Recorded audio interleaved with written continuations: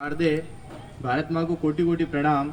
वीरों के इस पावन भूमि के विद्यालय प्रांगण में उपस्थित प्रधानाध्यापक महोदय जी, सभी शिक्षकगण और सूर्य के समान तेज विद्यार्थीगण, आप सभी को आज विश्व युवा दिवस की बहुत बहुत हार्दिक शुभकामनाएं। बात करें तो 19वीं शताब्दी की अगर बात करें तो उस समय ईसाई मिशनरीज भारत के ऊपर बहुत हावी थे। उस समय एक तरीके से पाश्चात्य जो संस्कृति वहाँ पे पूर्ण रूप से भारत पे लागू हो रही थी और अधिक से अधिक उसका प्रचार प्रसार किया जा रहा था। उस समय भारत की एक ऐसी स्थिति थी जिस समय आपका जो धार्मिक वातावरण था ना, बहुत खराब हो चुका था। अब देखा होगा, आपने सुना भी होगा, कहा जाता है कि यदा यदा ही धर्मस्य ग्लानिर्भवति भारत अभ्युत्थानम धर्मस्य तदात्मानं सृजाम्यहम्। तो देखो, ईश्वर ने भी कहा है कि जब जब धर्म की हानि होती है या धर्म का नुकसान होता है, उस समय उस धर्म की रक्षा के लिए ईश्वर स्वयं को सृजित करते हैं या निर्माण करते हैं या स्वयं प्रकट होते हैं। तो उसी स्वरूप हमने देखा है कि जब बंगाल के कोलकाता में एक बालक का जन्म हुआ, उस बालक का बचपन का नाम था नरेंद्र, उनके पिताजी का नाम था विश्वनाथ दत्त, उनकी माताजी का नाम था भुवनेश्वरी देवी। तो इनका जन्म हुआ 12 जनवरी 1863 को, जिसको हम आज विश्व युवा दिवस के रूप में हम मना रहे हैं। अच्छा, बात करें आगे तो उनके क्या है, घर में आध्यात्मिक वातावरण था। पूर्ण रूप से आध्यात्मिक वातावरण होने के कारण उनका जो ध्यान था अब आध्यात्म की ओर प्रवृत्त हुआ, लेकिन धीरे धीरे उनकी जिज्ञासाएं बढ़ती गई। तो उन्होंने पता लगाया कि भाई अब ईश्वर को कैसे खोजा जाए।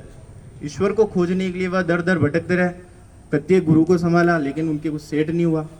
अब उनको गुरु मिले एक रामकृष्ण परमहंस, उनको उन्होंने गुरु माना। उन्हीं गुरु से उन्होंने शिक्षाएं प्राप्त की। उस शिक्षा प्राप्त करने के बाद उनको ईश्वर की प्राप्ति का एहसास हुआ। अच्छा, धीरे धीरे क्या है, उम्र बढ़ती गई, 25 वर्ष के हुए। 25 वर्ष की उम्र के पश्चात उन्होंने क्या, संन्यास धारण कर लिया। संन्यास की वेशभूषा आप देख सकते हैं, हमारे सामने उपस्थित है, सभी दिखाई दे रही है। उन्होंने 25 वर्ष की उम्र में संन्यास की वेशभूषा धारण की और देश हित के लिए कार्य करने लग गए। उसके बाद अगर बात करें हम, तो उन्होंने 11 सितंबर 1893 में एक मौका आया।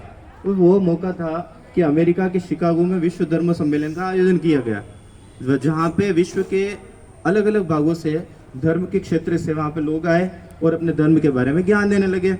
तो वहाँ पे देखो, आंग्ल भाषा का ज़्यादा से ज़्यादा प्रयोग होता था, लेकिन जो स्वामी जी जो थे वह तो साधु वेश में थे।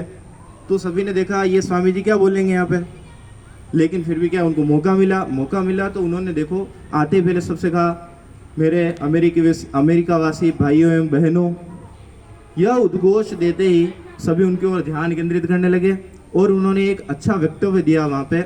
और अंतिम रूप में देखो, वहाँ पे इतनी करतल दुनिया बन गई कि पूरे विश्व में विवेकानंद जी का नाम हो गया। उसके पश्चात बात करें तो उनकी देखिए कुछ विचारधाराएं थी। उन्होंने कहा था कि उठो, जागो और तब तक मत रुको जब तक कि अपने लक्ष्य की प्राप्ति न हो जाए। लेकिन वर्तमान स्वरूप में देखिए आप, देश का दुर्भाग्य है, वर्तमान में क्या है कि इसको अलग वे में लिया गया है। देखो तो अब क्या हो रहा है, आप दिन प्रतिदिन देखो, आपके सोशल मीडिया है, आप हमेशा रहते हो उठो, जागो, तब तक मत रुको जब तक कि लक्ष्य की प्राप्ति न हो जाए। अब देखो, आज के युवा का लक्ष्य बन गया है केवल कि 2 GB डाटा जब तक समाप्त नहीं हो जाए तब तक अपने रुकना नहीं है। जबकि असली मकसद यह था उन लोगों का कि भाई देश को क्या है, पुनर्जागृत करना था, लोगों में धर्म के प्रति विचारधारा परिवर्तन करनी थी, लोगों को जागरूक बनाना था। वह आज वर्तमान रूप में दिखाई नहीं दे रहा है।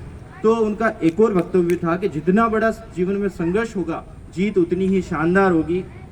तो उसी के संबंध में कुछ पंक्तियां कहना चाहूँगा, उन पंक्तियों को आप ध्यान से सुनिएगा।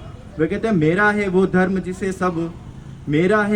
जिसे सब कहते धर्मों की माता, धरा गगन में होने वाली हर हलचल की वो ज्ञाता, करता हूँ नत शीस सभी को तृप्त हृदय स्वीकार करे, हिंद क्षेत्र का प्रतिनिधि हूँ मैं, सब मेरा आभार करे। जय हिंद, जय भारत।